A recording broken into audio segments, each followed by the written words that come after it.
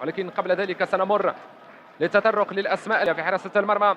برقم 1 رشيد غنيمي، بقية اللاعبين 4. هذه المباراة حكم الساحة أشرف برادة لمساعدة محمد نخشة. محمد الجملاوي. الرجاء الرياضي سيدخل مقابلة اليوم بتشكيلة هذه في هذا الموسم لتحقيق الألقاب. إسعاد الشابي الذي يتوفر على مسار ناجح مع الرجاء الرياضي في المواسم الماضية عندما كان مشرفا وكان مدربا للفريق. مرة مهما الرجاء الرياضي الذي يلعب مقابلة اليوم بحضور الجماهير، جماهير الفريق التي تنقلت من مدينة الدار البيضاء، وأيضا جاء سيكون منذ الدقائق الأولى بل منذ اللحظات الأولى عن تسجيل الهدف الأول، عن الحصول على الانطلاقة.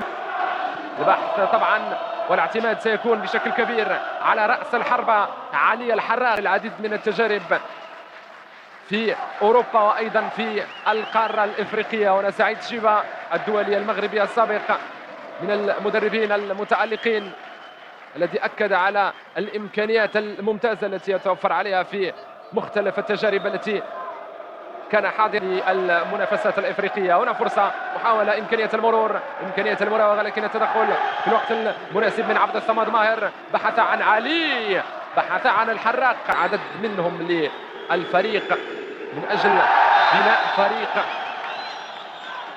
قد يكون قادرا. فرصه، محاوله العرضيه، كره في منطقه الجزاء، الكره تصل بسلام لحارس المرمى. تتماس هنا العرضية، فرصة في منطقة الجزاء، الكرة تصل لرشيد غنيمي. المتابعة كانت حاضرة من رشيد. يريد المرور، سفيان يضغط الفتح الرياضي، كرة في منطقة الجزاء، العرضية، الكرة خفي، لكن الدفاع كان البحث عن اسماعيل الخافي. كرة دائما للرجاء الرياضي، الكرة وصلت للنفاتي، العرضية من آدم، خروج موفق كان من رشيد، خروج كان ستكون رائعة. هنا المرور من النفاتي، العرضية، تدخل من الدفاع، يتدخل بنون مضطر يعود النيجيري، قد يفقد الكرة بدر بنون، الكرة وصلت للحراق أم المهدي، المهدي أم الحراق، ما زال محتفظا بالكرة. فرصة للفتح الرياضي، إمكانية التسجيل، الدفاع يتدخل، الدفاع يتدخل في الوقت المناسب وينقذ الفرصة الماضية. هنا الكرة وصلت لعلي، فرصة جديدة، محاولة جديدة، يضغط الفتح الرياضي، يضغط الفتح على المعموري، العرضية من المعموري، الكرة كانت ستصل في أفضل الظروف لآدم النفاتي، إمكانية التسجيل، كرة في منطقة الجزاء، التصويب، فرصة النفاتي، يتدخل رشيد، يتدخل رشيد غنيمي. من بادر إلى أين؟ بحث عن آدم النفاتي، آدم يمر، آدم يراوغ التسديد، مرة أخرى رشيد، مرة أخرى رشيد، رشيد غنيمي يواصل الاستبسال في الدفاع عن مرمى الفتح الرياضي.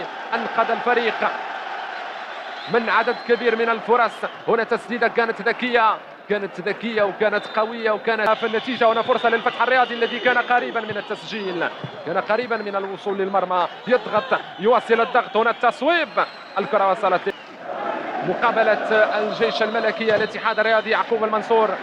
تنفذ الركنية، تدخل من رشيد، التدخل من رشيد غنيمي، فريق النفاتي، العرضية، يتدخل بحسين، أيوب معموري، معموري يريد المرور، سريع جدا معموري، عرضية من معموري، أيوب معموري كان يلعب كجناح أيمن، الآن يلعب كجناح أيسر. كرة في منطقة الجزاء للرجاء الرياضي، يتدخل الدفاع في الوقت المناسب.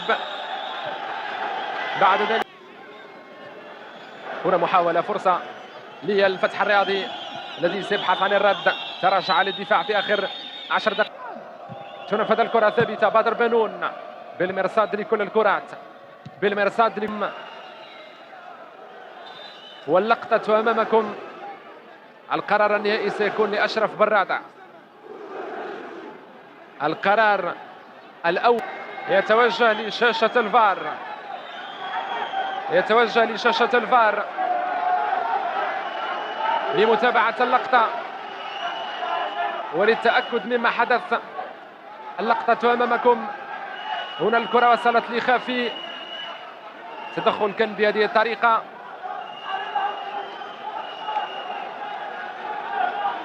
التدخل كان بهذه الطريقة من أمين أسوان. هل سيعلن عن ركلة جزاء أم سيطلب مواصلة اللاعب أشرف برادة؟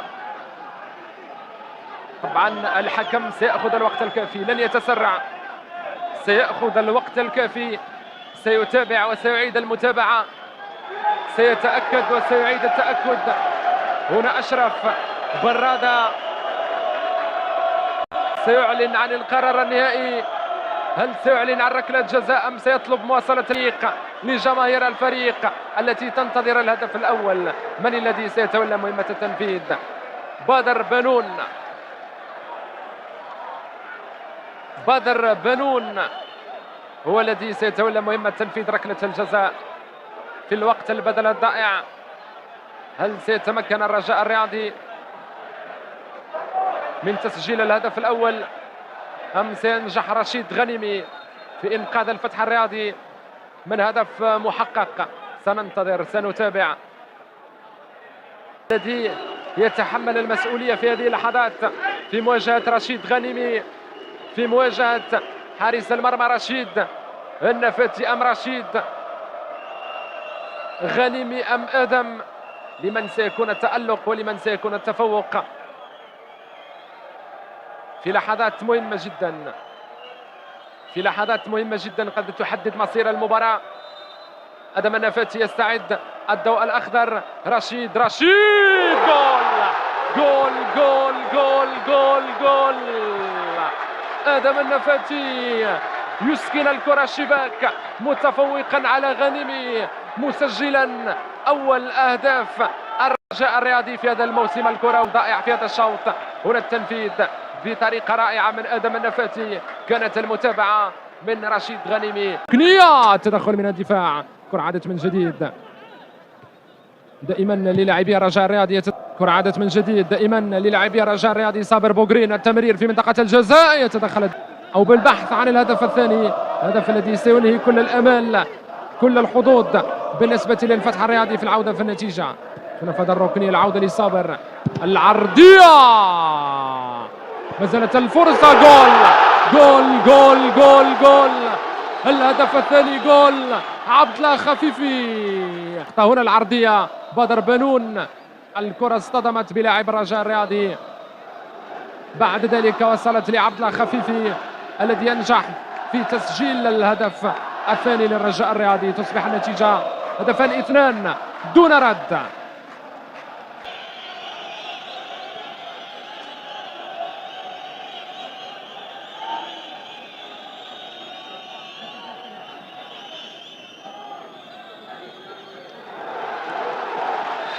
إذن تم تأكيد الهدف.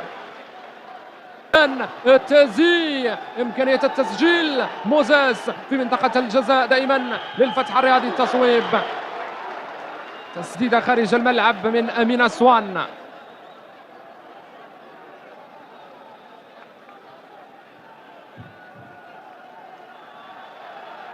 المرور، علي الحراق، الكرة وصلت لعلي، من هناك لأمين أسوان. أمين يعود للوراء، علي، كرة في وسط الملعب، أنس سرغات، من أنس في الرواق الأيمن، الكرة وصلت لأمين، العرضية من أسوان، تدخل من الدفاع لكن عليق يسرع بولكسوت من الرواق الأيمن للأيسر، الكرة وصلت للنفاتي، تسديدة خارج الملعب. هنا اللقطة الماضية كان تدخل غير، ضربة رأسية خارج الملعب. حكم رفع الراية، الحكم رفع الراية. قبل قليل كان دخل أيوب مولوعة، لاعب اللي خرج هو صلاح الدين بنيشو، كان هو التغيير. الكرة عادت لصابر بوغرين، الدفاع يتدخل، الدفاع يتدخل في الوقت المناسب.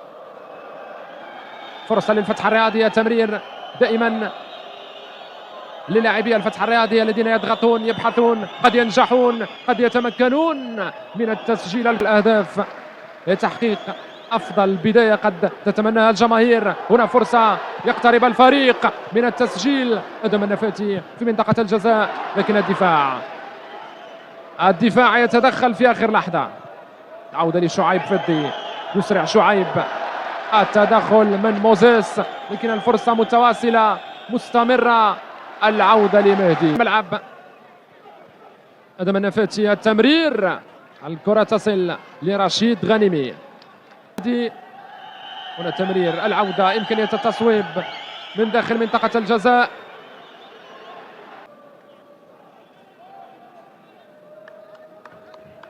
قبل قليل دخل شعيب فضي الذي قد يكون ورقة رابحة للمدرب سعيد شيبة في مباراة اليوم،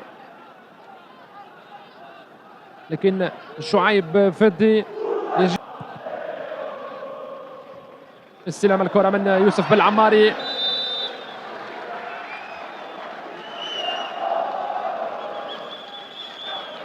يوسف بالعماري، البحث عن الهدف الثالث. الرجاء الرياضي يقترب. تسديدة خارج الملعب، ركلة مرمى للفتح الرياضي. تمرير الكرة من بلال، التدخل من الدفاع. يتدخل الدفاع في الوقت المناسب. هنا بلال ولد الشيخ. فرصة جديدة دائما للفتح الرياضي، إمكانية التصويب. الضغط يستمر، الضغط يتواصل. التسديد، حارس المرمى المهدي ينجح في التصدي. المهدي الأحرار لواحدة من أبرز الفرص، أبرز محاولات الفتح الرياضي في هذا الشوط. تسديد كان بقوة. فرصة محاولة للفتح الرياضي، ما زالت الفرصة متواصلة، إمكانية التسجيل. المهدي الأحرار ينقذ الرجاء الرياضي من هدف محقق. على ما يبدو تعرض للإصابة.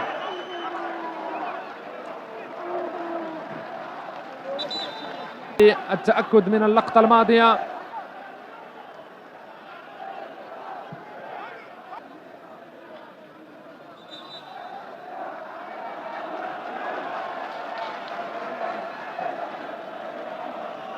إذا إسماعيل مترجي يتلقى البطاقة الحمراء.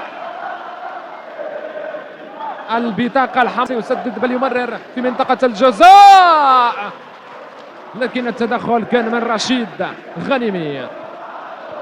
تدخل كان في الوقت المناسب.